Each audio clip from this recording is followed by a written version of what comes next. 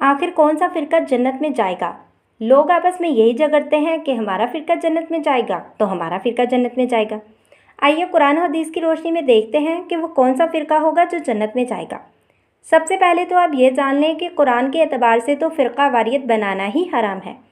कुरान में सूरह नाम में अल्लाह ताला ने वाज़ेह तौर पर फरमा दिया है कि जिन लोगों ने अपने दीन के टुकड़े टुकड़े कर दिए और फ़िरक़ों में बँट गए, तुम्हारा इनसे कोई वास्ता नहीं, इनका मामला तो बस अल्लाह के हवाले है, फिर वो उनको बता देगा जो कुछ वो किया करते थे। ऐसे ही सूरह इमरान आयत नंबर 103 में अल्लाह ताला फरमाता है, और अल्लाह की हदायत की रस्सी को मजबूती से थाम लो और आपस में फ़िरक़ों में ना बँटो। तो इससे तो वाज़ेह हो जाता है कि फ़िरक़ा वारियत बनाना ही बिल्कुल हराम है। अब बात करते हैं उस हदीस के बारे में अबू दाऊद की, जिसमें नबी करीम ने फरमाया कि मेरी उम्मत 73 फ़िरक़ों में बँट जाएगी, इसमें सिर्फ़ एक फ़िरका जन्नत में जाएगा। अब इस हदीस का कुछ लोग गलत मतलब निकाल लेते हैं कि नबी करीम तो खुद फरमा गए कि मेरी उम्मत 73 फ़िरक़ों में बँट जाएगी, इसलिए हम भी फ़िरक़े में हैं। लेकिन नबी करीम ने तो ये भी फरमाया, सही मुस्लिम की रवायत है, कि जब क़यामत करीब होगी तो औरतें इतना बारीक लिबास पहनेंगी कि गोया वो बग़ैर लिबास के नज़र आएंगी। तो क्या हम अपनी औरतों को बारीक लिबास पहनाना शुरू कर दें? नहीं ना, क्योंकि नबी करीम ने फरमाया है तो अब शुरू कर दो।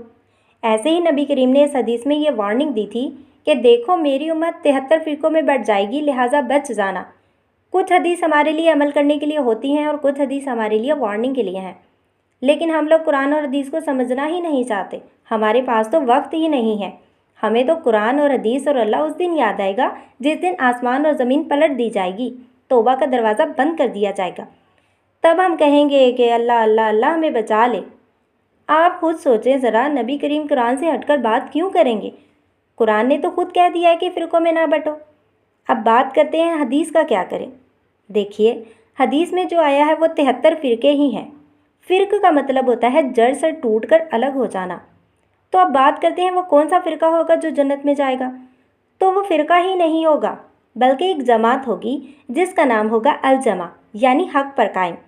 तो जो फ़िरक़ा जन्नत में जाएगा वो टूट कर जन्नत में जाएगा, यानी सारे फ़िरक़ों से टूट कर अलग हो जाएगा, यानी सब फ़िरक़ों से अलग होगा, सही रास्ते पर चलता होगा। वरना नबी करीम ये क्यों फरमाते कि मेरे और सहाबा के तरीक़े पर होगा? और नबी करीम और सहाबा का तरीक़ा किस से मिलेगा? ज़ाहिर सी बात है, हदीस से मिलेगा। हदीस में नबी करीम ने हिज्जतुल विदा के मौके पर एक बात फरमा दी थी कि तुम्हारे बीच दो चीज़ें छोड़कर जा रहा हूँ, कुरान और हदीस, इसको मजबूती से थाम लेना, वरना जो इसे छोड़ देगा वो गुमराह हो जाएगा, और जो कुरान और हदीस को फॉलो करेगा वही हक़ पर होगा। वरना जो भी अपने बुज़ुर्ग बाबों के पीछे चलेगा, चाहे वो मौलवी ही क्यों ना हो, तो वो रास्ते से भटक जाएगा।